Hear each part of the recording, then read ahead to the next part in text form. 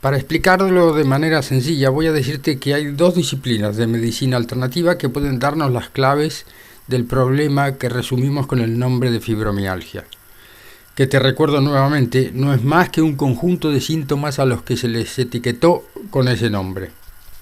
Por un lado, la medicina biológica o medicina antihomotóxica nos explica lo siguiente. Los síntomas son la expresión de los esfuerzos del organismo para compensar los daños tóxicos que ha recibido. Los síntomas aparecen cuando hay un tejido, órgano o sistema que no está funcionando correctamente. Pero la célula es, en realidad, la que se enferma en última instancia, entendido como enfermedad a la pérdida de capacidad funcional.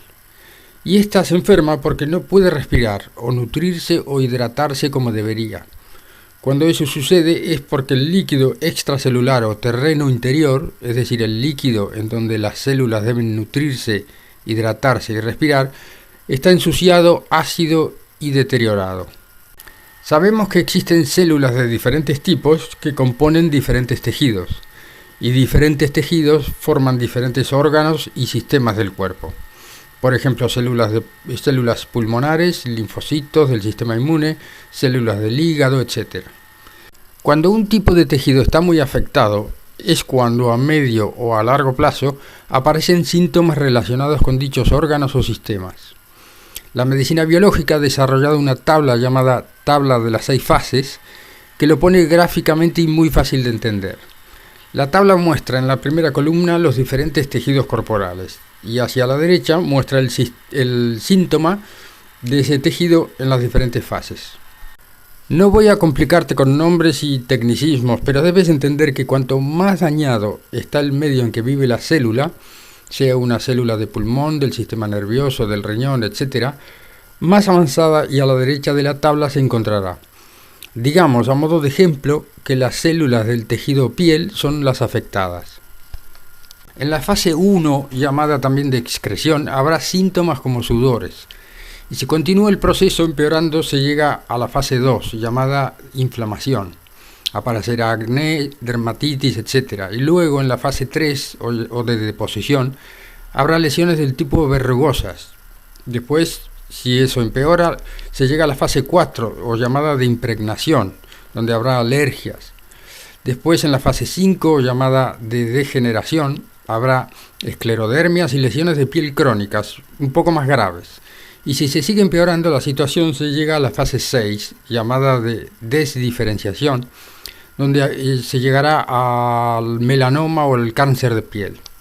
Como puedes ver, cuanto más avanzada es la fase, más graves son los problemas.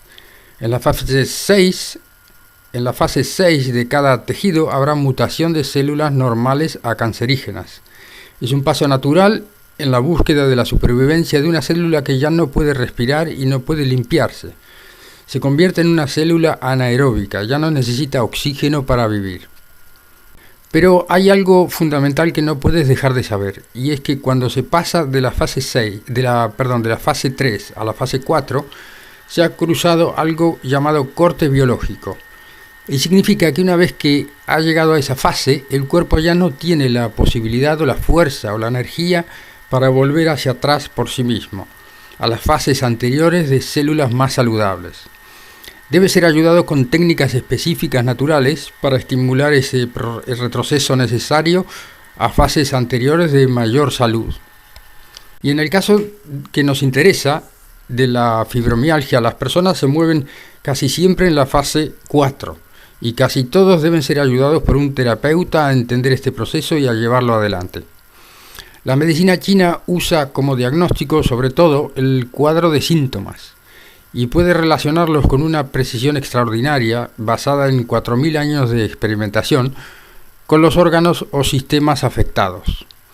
Dado que en el síndrome fibromiálgico los síntomas son bastante parecidos de una persona a otra, podemos saber qué órganos o sistemas necesitan ser limpiados y estimulados.